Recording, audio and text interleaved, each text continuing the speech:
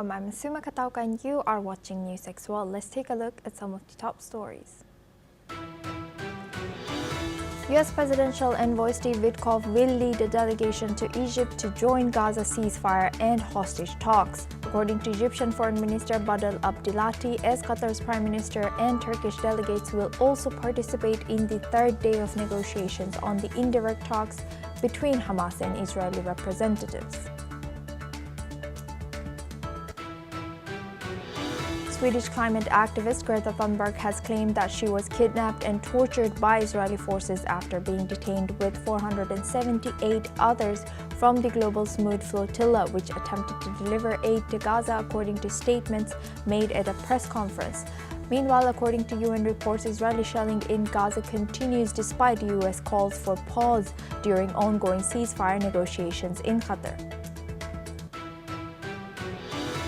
Russian President Vladimir Putin has claimed on his 73rd birthday that Russian forces have captured nearly 5,000 square kilometers of Ukrainian territory in 2025, while the top Russian commander said troops are advancing in all directions. However, Ukrainian President Volodymyr Zelensky has dismissed the claims and pointed to gains in Donetsk instead. A Ukrainian drone strike has caused a temporary blackout in Russian-occupied parts of the Zaporizhzhia region, but power has been fully restored now, according to Russia's installed governor Yevgeny Balitsky. In a separate statement, Kherson's Russian-appointed governor Vladimir Saldo has said about 38,000 people in his region were also without electricity, though no direct link to the Zaporizhzhia outage was specified. U.S. President Donald Trump's threat to invoke the Insurrection Act to deploy military forces in Democratic-led cities has escalated tensions, with Illinois Governor J.B. Pritzker accusing him of using troops as a political weapon. Legal battles have emerged over National Guard deployments, and a federal judge temporarily blocked the troop presence. Turkey will shift to increase domestic gas production and U.S. LNG imports to cover over half of its gas needs by 2028, which threatens to shrink Russia and Iran's one of last major energy market. U.S. President Donald Trump has pressured Turkish President Recep Tayyip Erdogan to cut energy ties with Moscow and Tehran. British Prime Minister Keir Starmer has stated that the UK will not pursue a visa deal with India during his two-day visit to India starting today, focusing instead on maximizing the new free trade agreement signed in July and set to take effect next year, according to media reports.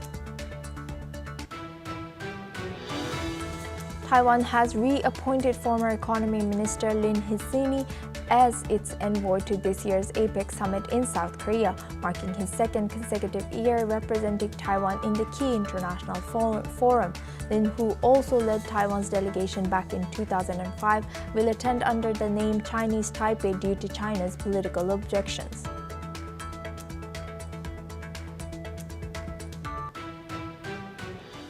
Now we move on. As per a U.S. publication, Hamas is demanding that the bodies of its dead leaders, Yahya and Mohammed Sinwar, be included in the exchange with Israel for 48 hostages held in Gaza. Israel has rejected this demand before. Meanwhile, U.S. President Donald Trump's Gaza peace plan suggests releasing the hostages in exchange for 250 Palestinian prisoners, 1,700 Gazans detained since the October 7 attacks, and the remains of 15 Gazans for each dead hostage as indirect talks continue in Egypt. In related developments, Qatar is calling for strong written international guarantees to ensure Israel abides by any agreement, including a halt to hostilities and withdrawal from Gaza. Qatari officials emphasized the importance of details, with their prime minister expected to join talks in Egypt. And for this discussion, we are joined by Peter Baum. He's a foreign editor at Weekly Blitz, joins us live from London. Thank you very much, Peter, for joining us. Now, what do you think, what are the chances that these demands made by Hamas of bringing or in exchange of the Israeli hostages, they want their late leaders' bodies back. Do you think this will make another or add another sticking point to these already complicated negotiations, or do you think this has a chance to be accepted? Okay, so I can't see why the Israelis would object to this.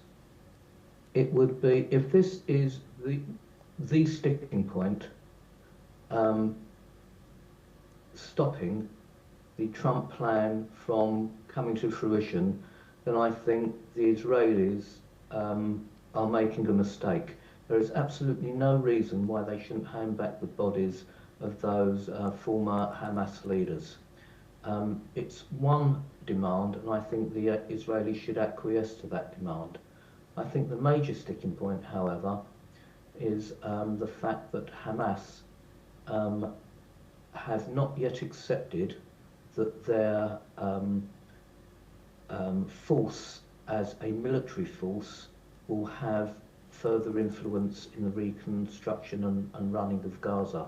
They may be a political force still, but not a military force. And I think that's a sticking point. And perversely, I think Israel are quite pleased that Hamas are sticking their heels in on this, because it allows the Israelis to continue to achieve part of their objective, which was to defeat Hamas totally militarily. And as you've suggested, Israel are still continuing with their military incursion in Gaza, despite the, let's say, half-hearted requests from the Trump administration. But on the original point regarding the release of Hamas leaders' bodies, I see absolutely no reason whatsoever why the Israelis should not acquiesce to that request. And now looking back at this, how does U.S. President Trump's peace plan, which includes the release of Palestinian prisoners and remains of Gaza, aim to address the ongoing hostilities, and how might it be received by both Israel and Hamas? Right, well, that's a very interesting question.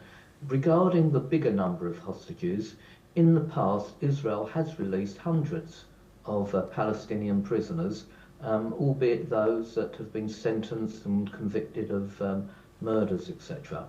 So it would not be unusual for Israel to do exactly the same again. I think, as I said, the main sticking point here is, though, not the release of the prisoners, nor the Hamas's suggestion that they will release all the hostages, those who are the bodies of the dead ones and those who are still alive. I really think the sticking point here is the inability of the Arab nations and the Trump administration to pressure Hamas to totally demilitarize. And I think that is a major sticking point in all of this. And as I said before, perversely and paradoxically, the Israeli government are not too displeased that Hamas are sticking to their guns, because it gives them extra time to further dilute their military capabilities. And Peter, now looking at the international players in these negotiations, what role does Qatar and Turkey in particular play in the indirect negotiations going on in Egypt, and how might their calls for written guarantees impact the likelihood of the ceasefire agreement? Yeah, they're, as indirect players, as you quite rightly pointed out, their influence is absolutely huge, especially given the recent geopolitical moves in Syria, where Turkey now is the major player. Turkey is to Syria now what Russia was to Syria during the Assad tenure. So Turkey's influence is huge.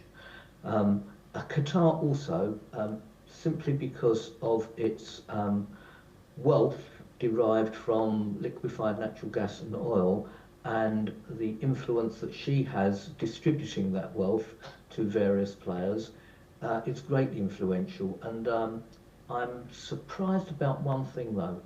Qatar has demanded from Israel that there will be no further military action in Gaza and that Qatar herself will be free from Israeli military initiatives. I would have thought that that guarantee would have been given by Trump, who is the main influencer on the Israeli government. So I'm surprised Qatar has yet again requested it. I can understand why she has asked for a complete Israeli stoppage of military action, but as far as her own protection is concerned, I would have thought those guarantees were already in place. Again, it could be that Qatar and Turkey have other issues underneath the surface that they want enforced prior to giving their full assurance to pressure Hamas. They've given their guarantees to Trump, that's for sure, but we're not so sure at the moment if they can force Hamas to comply with all the requirements that the peace process, the 21-point plan, requires. Peter, thank you for sharing that. Please stay with us as we stay on this topic now. Israel's military assault on Gaza continues with visible plumes of smoke rising. Several explosions have been occurred after daybreak, following similar blasts and streaks of flares during the night. This comes as Hamas expressed readiness to consider a ceasefire based on a peace plan proposed by U.S. President Donald Trump. However, the group has emphasized the necessity of concrete guarantees to ensure the end of hostilities. Gaza authorities report approximately 67,000 fatalities and widespread devastation since the October 7, 2023 attack by Hamas. Israeli officials report 1,200 deaths and 251 hostages taken by Hamas during that assault. Now we go back to our guest discussion with Peter Baum. He's a foreign editor at Weekly Blitz. He joins us live from London. Thank you, Peter, for staying with us. Now, as the negotiations go on, so does the shelling and the fight in Gaza. So how do you think this impacts the negotiation? Don't you think that this contradicts or pulls the leg while they are fighting in the back, and then the negotiations are also going on at the same time? Yeah, you're absolutely right. But both parties have an interest at the moment in coming out of the military conflict with credibility. Now, Hamas, one would have thought, would have been totally defeated given the destruction that's happened in Gaza and the fact that so many Gazans have left the city, and all that are left are Hamas operatives and those steadfast civilians who actually support them. But they've still managed to continue to fire rockets from Gaza into Israel, all of which, I must add, were intercepted. This was only yesterday. And Israel were quite successful in eliminating a rather large Hamas operative cell. I think 20 plus Hamas operatives were killed yesterday in their various tunnels and bunkers. Now, Hamas must be seen to show the Arab world that when the negotiations finally come to fruition, they must come out to be seen with a win, some kind of credibility. This could be an attack on an Israeli tank, killing more soldiers, or taking an Israeli soldier as hostage. They must show something to the Arab world. Similarly, Israel must show to her domestic public, who want an end to the war. Believe me, there's nothing more that the Israeli public want, but they must also show that they have achieved their objective in utterly defeating Hamas. Now, whilst the negotiations are not yet 100% rubber stamped, and they're not. I think I said yesterday we're maybe 85% there. Maybe we're still at the same period today. I'm not sure. Perhaps a little bit further down the line as Qatar are joining in the indirect talks. But Israel under Netanyahu must show to its public that this war has been worth fighting and that Hamas has completely, as far as possible, defeated militarily. So both sides, the Israeli government and Hamas, prior to the finalized agreement, both want to come out with some kind of public relations win to show to their audiences that that both sides have achieved their objective. And I think that's why we're seeing the elongation of the conflict, albeit not as severe as it has been in the days and weeks previously. There's been explosions, yes, but nothing like on the kind of scale we have witnessed in the weeks leading up to this. So that's where we are at the moment. And until that deal is finalised, I expect there would be continued confrontation. That is very insightful. Thank you very much, Peter, for joining us and sharing that insight throughout this news. Now we move on. A major fire has erupted at an oil depot in northern Ukraine, sparking power outages and disrupting rail traffic in the Chernihiv region. Authorities have reported significant damage to energy and transport infrastructure that has left thousands without electricity. Over 4,500 customers now remain without power, and several train routes, including those heading to Kyiv, have also been altered or cancelled. Moreover, the depot, which is located in Priluki, has also impacted by nearby the facilities in Nezhin, compounding the disruption. Meanwhile, according to Russian Defense Ministry's data, the Russian air defense units have destroyed 53 Ukrainian drones overnight. These developments come as Russian President Vladimir Putin warns that strikes deep within Russia will not benefit Ukraine. On the contrary, Ukrainian President Volodymyr Zelensky has reported in a recent video briefing that Russia is using oil tankers from its shadow fleet for intelligence and sabotage operations across Europe. Now for this discussion, we're joined by retired Major General Dr. Rajan Koshar, joins us live from New Delhi. Thank you very much, Major General, for joining us again. Good to see you.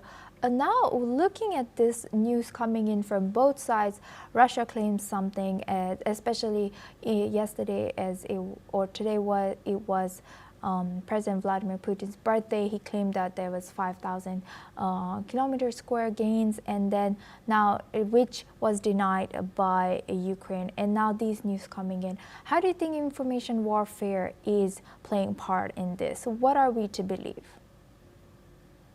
Good afternoon. It's a very interesting question because informatized warfare is now a new form of warfare. It comes under the gray zone warfare because basically you are targeting the minds of the enemy.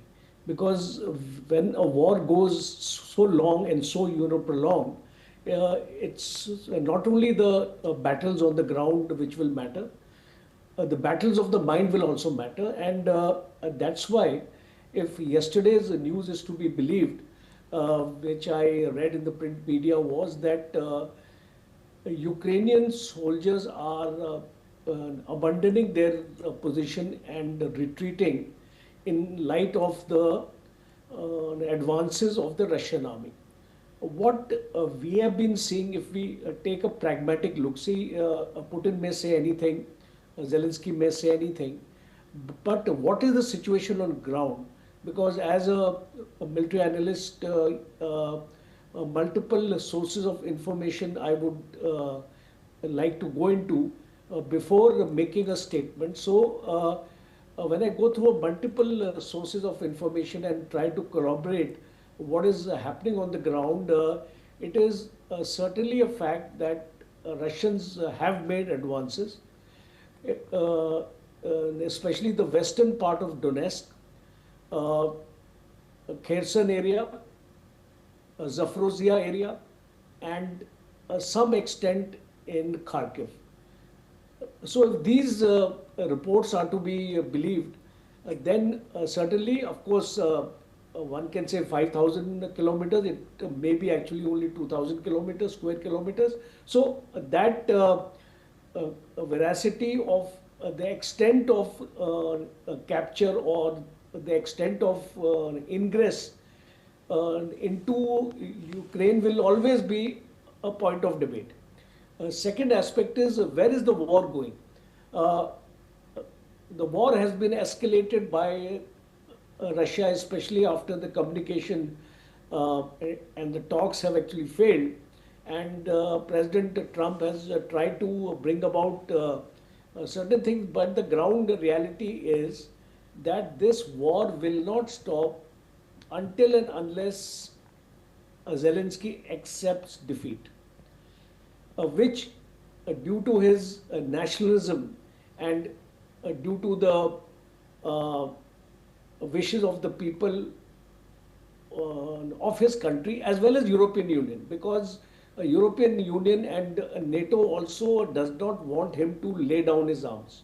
So in case he is not going to do that, how do we expect this war to stop? Because uh, Zelensky is not winning the war. He has lost the war and he has to accept defeat. See, in war, as we say in our parlance of an army, there are no runners up in war. There is only one clear winner in the war and one clear loser in the war.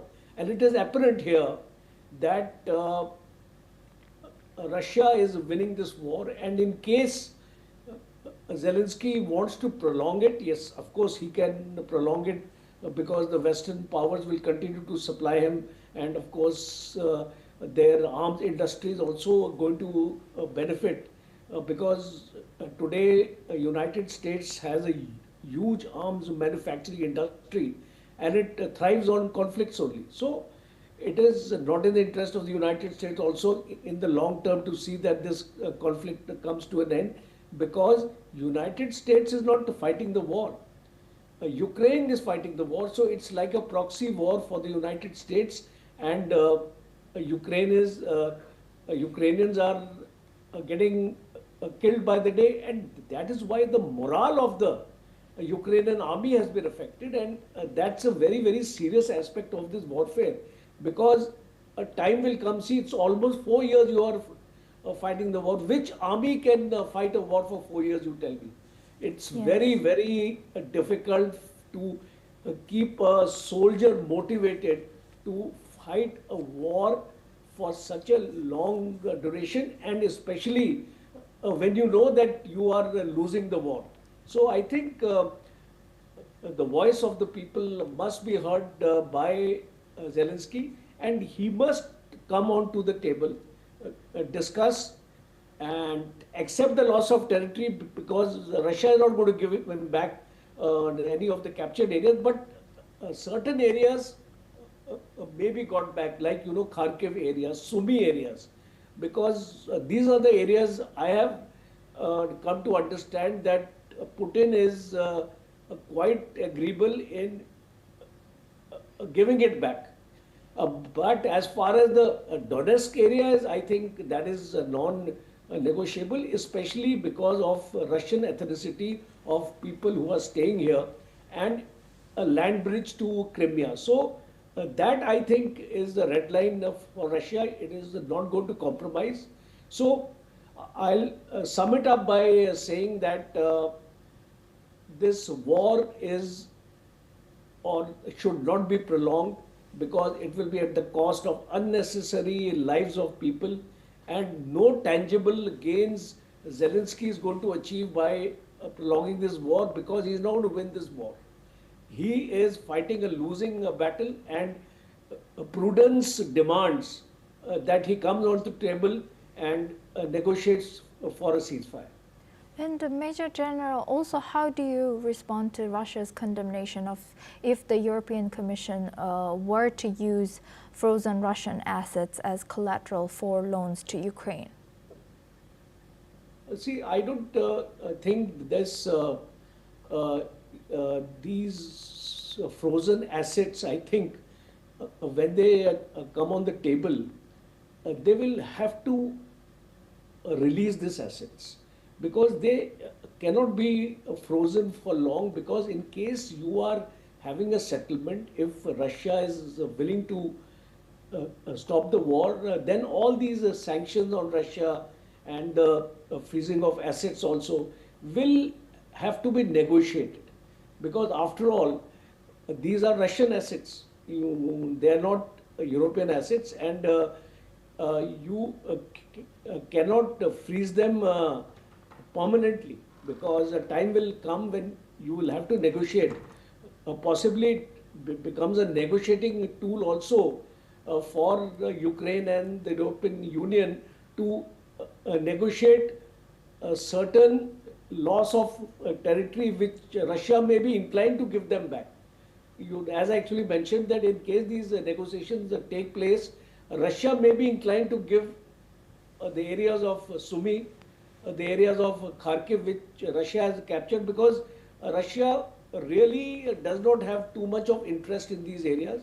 He is basically wants to consolidate his position in the Donetsk area, make a buffer zone, and ensure that in the future no such kind of advantage the US can take in starting another war with Russians.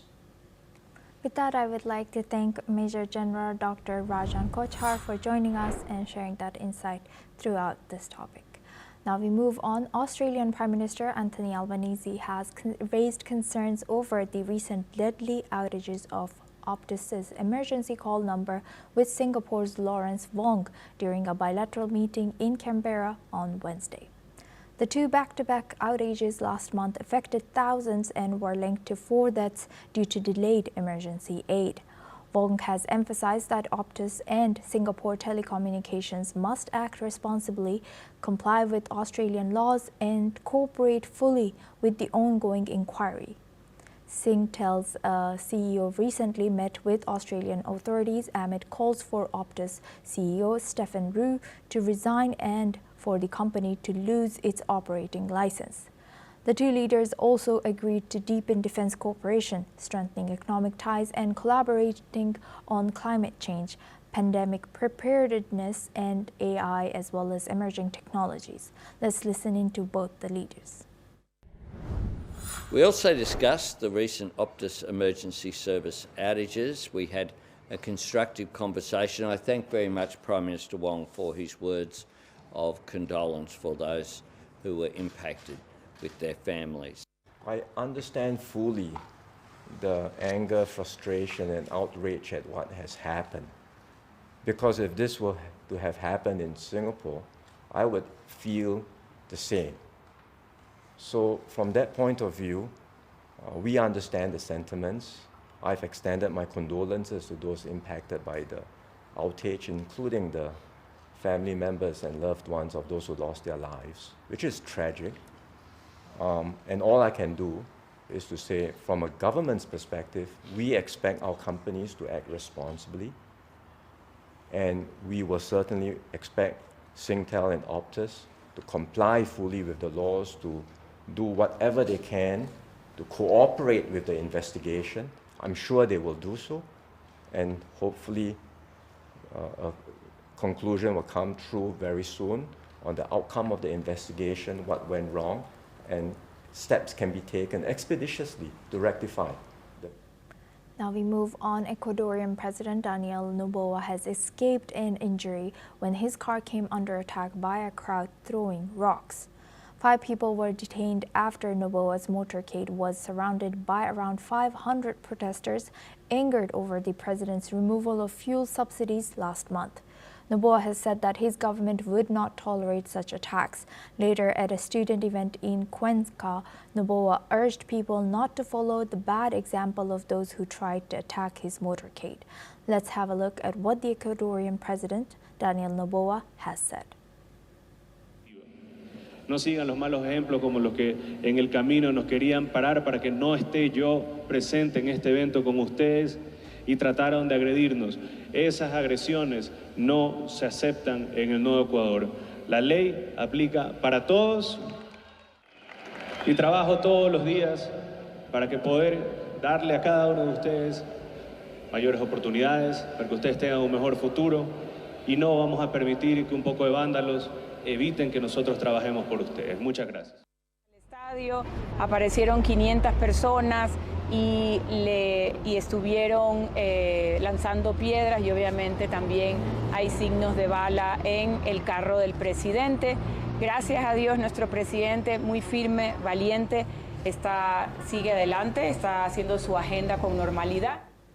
Environment and Energy Minister Ines Manzano called it an assassination attempt, reporting signs of bullet damage on the vehicle. Manzano has described the incident as criminal, stating that shooting at the president's car, throwing stones, and damaging state property cannot be tolerated. Let's have a look at what the Ecuadorian environmental minister has said. Now we move on. Satellite images show Typhoon Halong moving towards Japan's southern coast. The Japan Meteorological Agency reports the typhoon may pass over the Izu Islands and brush Honshu's southern coast on Thursday. As of today, Halong moves north at 15 kilometers per hour. Winds reach speeds of 90 kilometers per hour, with peak gusts hitting 198 kilometers per hour. Residents and authorities remain on high alert as the powerful storm approaches. Officials advise caution and preparation ahead of the typhoon's arrival. This is all we have time for. We will continue to bring you more news updates